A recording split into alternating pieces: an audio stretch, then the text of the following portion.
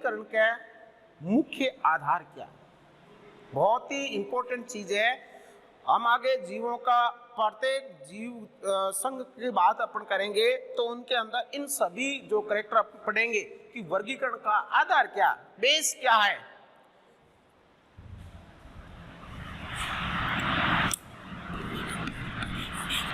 वर्गीकरण का मुख्य आधार।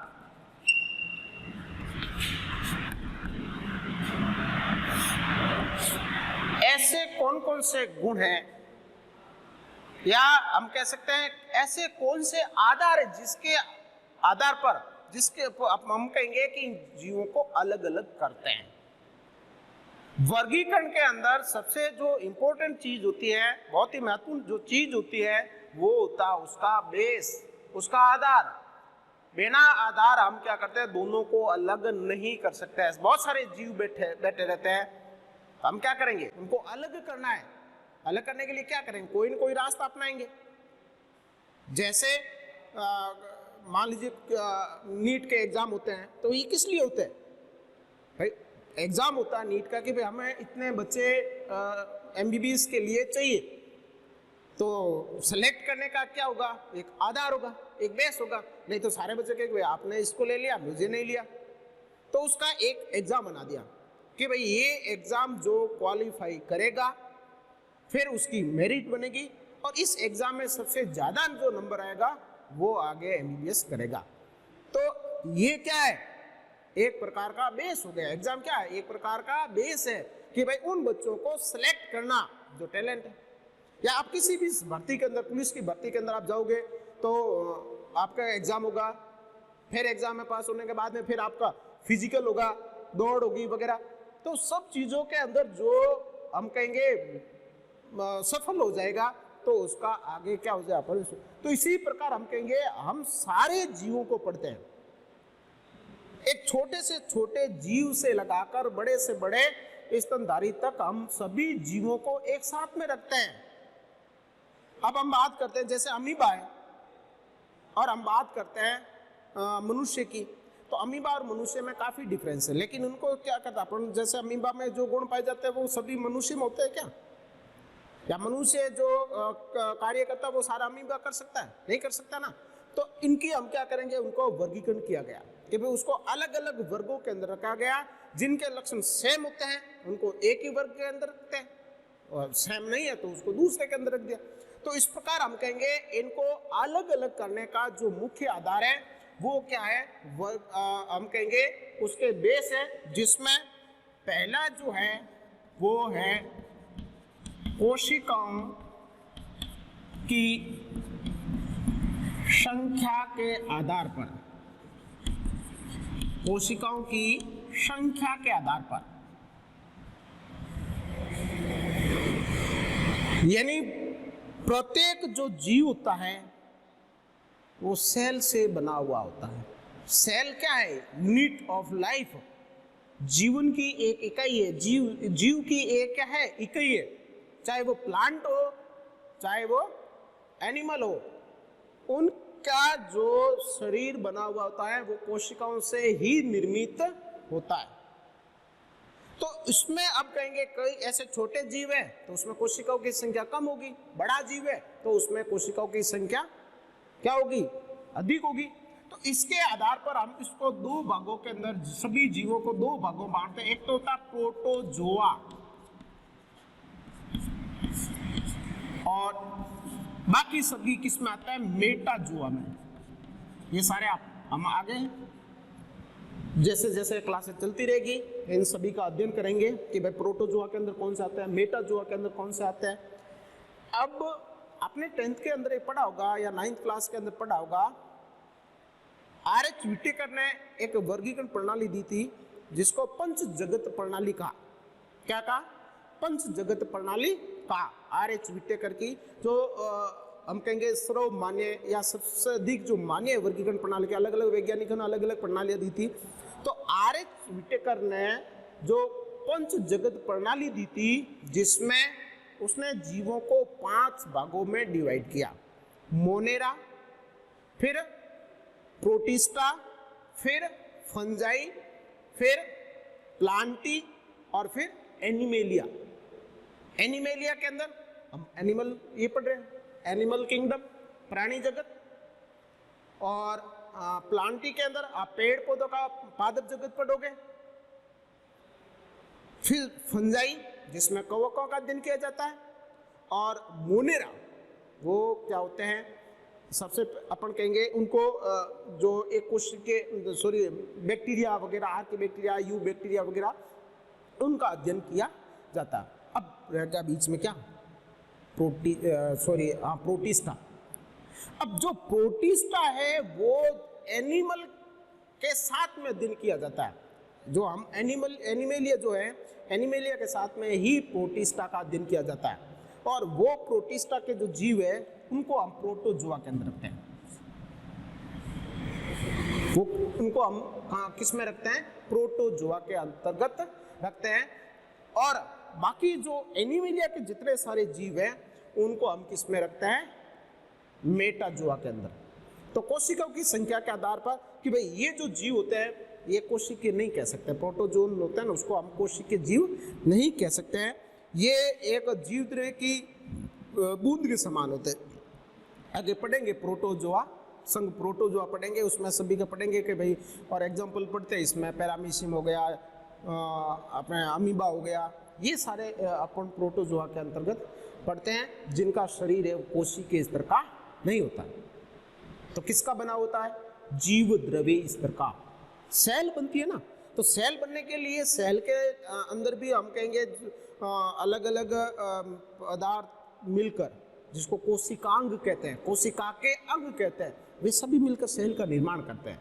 जिसमें सेल वॉल होती है, ठीक है, सेल मेम्ब्रेन होती हैं, फिर उसके जो सेल ऑर्गन होते हैं वो सभी मिलकर एक सेल का, परिपक्व सेल का, या हम कह सकते हैं जो कोशिका बनती हैं। तो इसमें ये सारे नहीं होते, ये तो ये प्रोटोजोआ हो गए, बाकी सभी मेटाजोआ। ये कोशिकीय स्तर के सभी जीव होते हैं। मेटाजोआ के अंदर एक कोशिका से लगाकर बहु कोशिका तक सभी जीवों को मेटाजोआ के अंतर्गत रखते हैं। तो ये पहला बेसिस है, किसके आधार पर, कोशिकाओं की संख्या के आधार पर। अब दूसरा जो है शारीरिक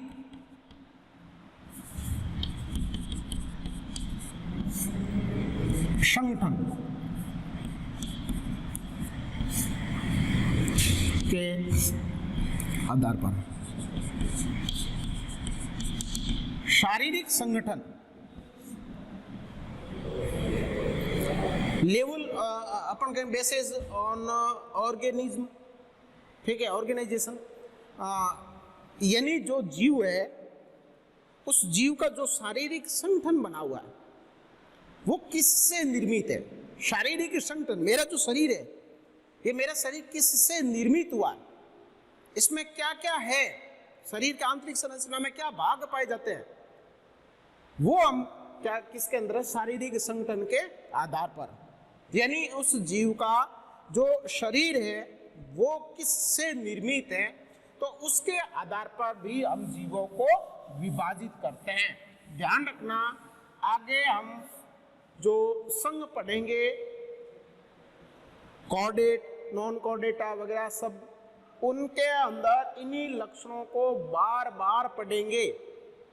यदि अभी से ये चीजें आपको समझ में आ रही है, आप आसानी से पढ़ लो, और उसके बाद फिर अपन कहेंगे इसी को आगे अलग अलग संघ के अंदर हम पढ़ेंगे।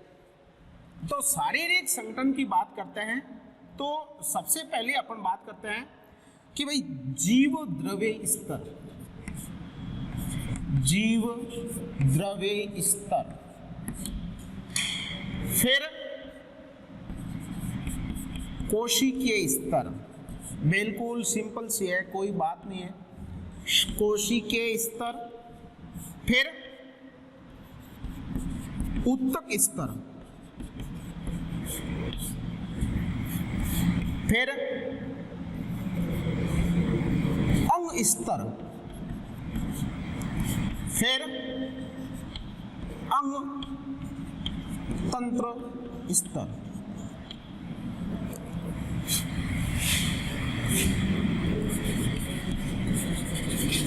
Protoplasmic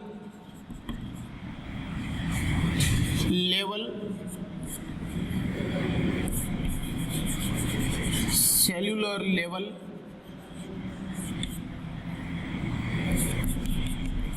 tissue level,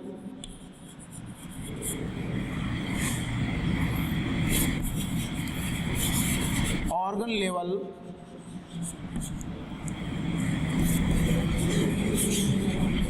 organ system level. यानी हम कहेंगे जो जीव है, इन जीवों को जो शारीरिक संगठन है, उन जीवों का शरीर किससे निर्मित होता है, उनके आधार पर भी हम क्या करते हैं, जीवों को डिवाइड करते हैं। इनके ये भी क्या है, वर्गीकरण का आधार है, शारीरिक संगठन। और इसके अंदर हम पढ़ते हैं, ये एक कड़ी है, ध्यान रखना। हम जीवों के वर्गीकरण के अंदर एक सूक्ष्म जीव से लगाकर बड़े जीव की ओर बढ़ेंगे, सरल से जटिल की ओर बढ़ेंगे, ये ध्यान रखना। वर्गीकरण अपन क्या करते हैं, सरलता से कठिन की ओर बढ़ रहे हैं, बड़े स्तर से छोटे स्तर की ओर बढ़ेंगे। अब कैसे, जीव द्रव्य स्तर। अभी मैंने कोशिका की संख्या के आधार पर हमने पढ़ा कि भाई प्रोटोजोआ और मेटाजोआ। प्रोटोजोआ के अंदर हमने क्या पढ़ा कि जितने सारे जो जीव द्रव्य स्तर के जीव बने होते हैं, कोशिका नहीं होती हैं, सेल नहीं पाई जाती हैं, और उनका जो जीवों का शरीर है वो एक जीव द्रव्य बूंद के जितना होता है, उससे बना हुआ होता है। और उसके अंदर न तो कोई मतलब पाचन तंत्र, श्वसन तंत्र, उत्सर्जन तंत्र वगैरह इस प्रकार का कोई पार्ट उसमें नहीं पाया जाता है। केवल अपन कहेंगे विसरण की प्रक्रिया के द्वारा उसमें पदार्थों का आदान प्रदान होता है। अब तो जीव द्रव्य स्तर के अंदर केवल हम कहेंगे जो प्रोटोजोआ संघ है, कौन सा, प्रोटोजोआ संघ। प्रोटोजोआ संघ के अंदर आने वाले जीव जीव द्रव्य स्तर के होते हैं। अपन जब उनके लक्षण प्रोटोजोआ संघ पढ़ेंगे तो उनके कैरेक्टर पढ़ेंगे तो उसमें पहली लाइन हम क्या लिख लेंगे कि इस संघ के जीव है या इस संघ के जीवों का शारीरिक संगठन जीव द्रव्य स्तर का होता है, बस। यानी ये जो जीव है, इन जीवों का जो निर्माण हुआ है या शारीरिक संगठन जो है वो केवल जीव द्रव्य स्तर का, प्रोटोप्लाज्मिक किसका है, प्रोटोप्लाज्मिक लेवल का ही होता है। उसके बाद में अब जीव द्रव्य से फिर किसका निर्माण होता है, कोशिका बनती है। अपने आगे चैप्टर है, चैप्टर नंबर 8 जो कोशिका है, सेल है पूरी, उसमें अपन अध्ययन करेंगे। तो जो जीव द्रव्य है, जीव द्रव्य से किसका निर्माण हुआ, कोशिका का। किसका निर्माण हुआ, कोशिका। ऐसे जंतु जो कोशिका से निर्मित होते हैं, ठीक है, कोशिका इस तरह के, कोशिकाएं आगे फिर जैसे जैसे कोशिकाएं आगे बढ़ेगी तो और कुछ हम कहेंगे जैसे जैसे जीवों के अंदर कोशिकाओं की संख्या बढ़ेगी तो कुछ न कुछ तो नया होगा। तो यहां तक के जो जीव है ना वो केवल कोशिका से ही निर्मित होते हैं। किससे निर्मित होता है, केवल कोशिका से ही निर्मित होते हैं, तो उनको हम कोशिका स्तर के कहेंगे। और स्पंज जो होते हैं, कौन से, स्पंज, या हम इसको कहते हैं पोरीफेरा संघ के जंतु। आगे पढ़ेंगे स्पंज क्यों कहते हैं, पोरीफेरा, छिद्र युक्त ये जो जीव होता है ना, छिद्रधारी होता है, शरीर में छोटे छोटे छिद्र पाए जाते हैं, ओस्टिया पाए जाते हैं, जिसको हम आगे पढ़ेंगे। तो ये केवल इसमें अपन जब पोरीफेरा संघ पढ़ेंगे तो उसमें एक कैरेक्टर क्या पढ़ेंगे, सीधा लिख लेंगे, इस संघ के जीवों का शारीरिक संगठन कोशिकीय स्तर का होता है। एक अपनी लाइन क्लियर। जीवद्रव्य स्तर में कौन, प्रोटोजोआ। अब ये यहाँ तक ही प्रोटोजोआ, फिर ये सारे के सारे मेटाजोआ के अंतर्गत आ जाएंगे, जिसमें पहला क्या है, पोरीफेरा, केवल शरीर है वो कोशिकीय स्तर का होता है। उसके बाद में आगे उत्तक स्तर, आगे क्या हुआ? उत्तक स्तर। आपको पता है उत्तक क्या है? आपने पढ़ा होगा उत्तक की परिभाषा कि समान संरचना, समान कार्य करने वाली कोशिकाओं के समूह को उत्तक कहते हैं। मैं सामान्य से आपको एग्जांपल देता हूं, घर का, अपने घर का एग्जांपल देते हैं कि आपके घर के अंदर आप अकेले मेंबर रहते हो। मान लीजिए घर से आप यहाँ बाहर पढ़ रहे हो, रूम लेके पढ़ रहे हो, अकेले हो, तो आपको सारा काम आपको अकेले को करना पड़ेगा। खाना बनाना, झाड़ू पोछे करना वगैरह सारा काम आप अकेले करोगे। आपने क्या किया? आपने एक मित्र को या पार्टनर को रख लिया, तो फिर क्या हुआ? आप दोनों आधे आधे काम करोगे, यानी आपके अंदर श्रम विभाजन पाया जाएगा। भाई एक मेंबर है, सारा काम वही करेगा। दो हो गए, आप काम बांटोगे, श्रम विभाजन, काम बांट दिया, आधा तू कर आधा तू। चार मेंबर हो गए तो आप क्या करोगे? श्रम विभाजन है, लेकिन उसमें खाना बनाने में तो जो दो लोग खाना बनाएंगे तो दो लोग बाकी काम करेंगे। तो खाना बनाने वाले में कौन आएंगे? जिसको दोनों को खाना बनाना आता है। ऐसा नहीं एक को आता है एक को नहीं आता है, तो फिर आपका ये कॉम्बिनेशन नहीं बैठेगा।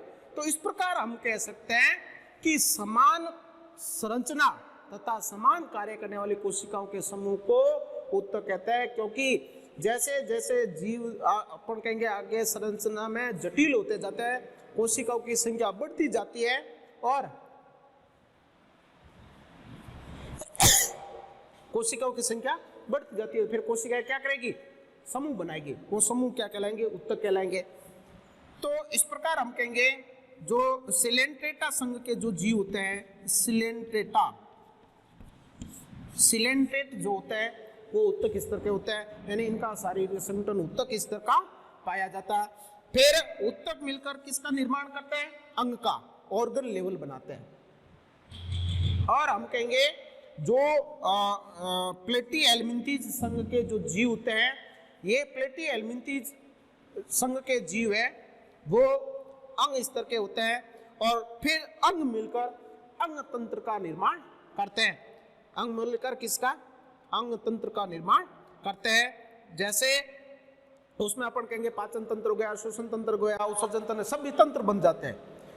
तो फिर अपन कहेंगे ये एनेलिडा, आर्थ्रोपोडा, मोलस्का, इकोनोडर्मा, फिर कॉर्डेटा वगैरह, ये सारे के सारे जीव जो होते हैं ये अंग तंत्र के स्तर के होते हैं। तो इस प्रकार हम कहेंगे कि ये सारे जो जीव होते हैं ये शारीरिक संगठन के आधार पर इन जीवों को वर्गीकृत किया गया कि वे शरीर की संरचना किस प्रकार है, उसके आधार पर हम जीवों को अलग अलग वर्गों के अंदर विभाजित करते हैं या अलग अलग संघों के अंदर रखते हैं। बाकी जो क्लासिफिकेशन जो है वो हम नेक्स्ट क्लास के अंदर पढ़ेंगे। धन्यवाद।